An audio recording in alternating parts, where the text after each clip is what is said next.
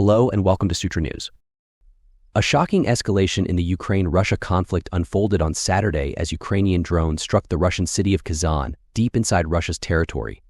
This daring attack targeted high-rise buildings and industrial sites, drawing comparisons to the infamous 9/11 attacks in the U.S.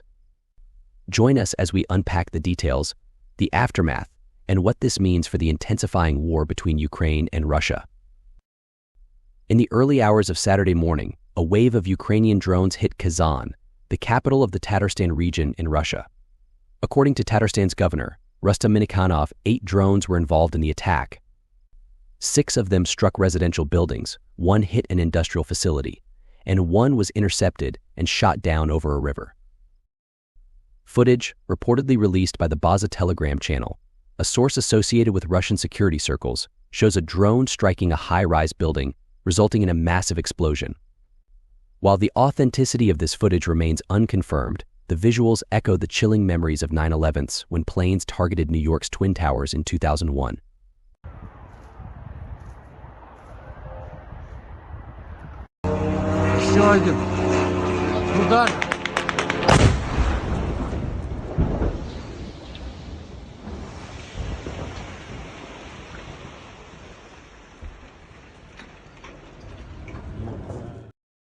Despite the damage, Russian authorities claimed there were no casualties. However, flights were suspended at Kazan's airport, and all public events scheduled for the weekend were canceled. Residents of the damaged areas were evacuated, with temporary accommodations offered by local authorities. The attack on Kazan is unprecedented for several reasons. First, it struck deep inside Russian territory, even further inland than Moscow. Kazan is a critical city in the Republic of Tatarstan, an autonomous region with significant strategic and cultural importance to Russia. This assault raises serious questions about Russia's air defense systems. The Defense Ministry admitted that the city was attacked in 3 waves between 7:40 a.m. and 9:20 a.m., yet several drones managed to evade interception. How could such a heavily fortified area be breached?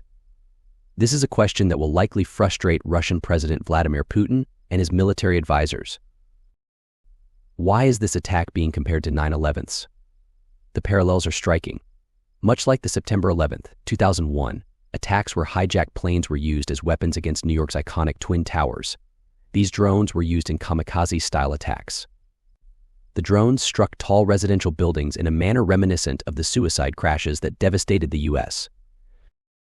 This attack targeted civilian and industrial areas without distinction, maximizing psychological impact. While there were no reported casualties in Kazan, the damage is extensive, and the fear instilled is undeniable. Such tactics mark a dangerous escalation in the conflict. This drone attack comes amidst heightened tensions and mutual escalations.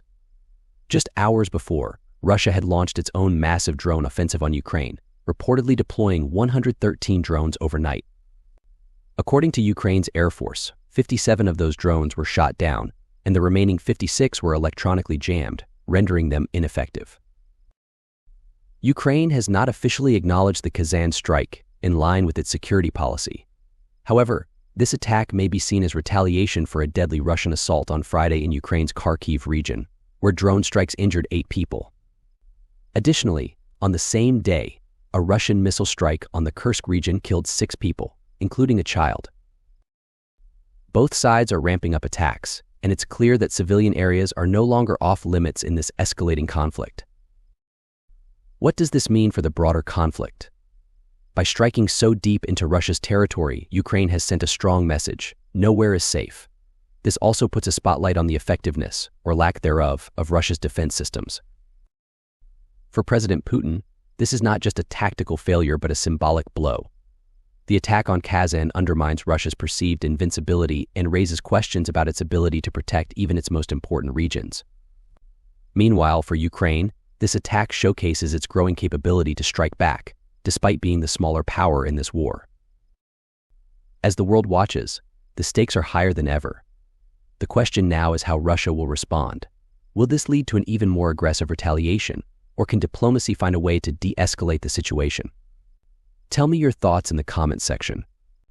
If you found my video informative, please like, share, and subscribe so that I can create more such contents.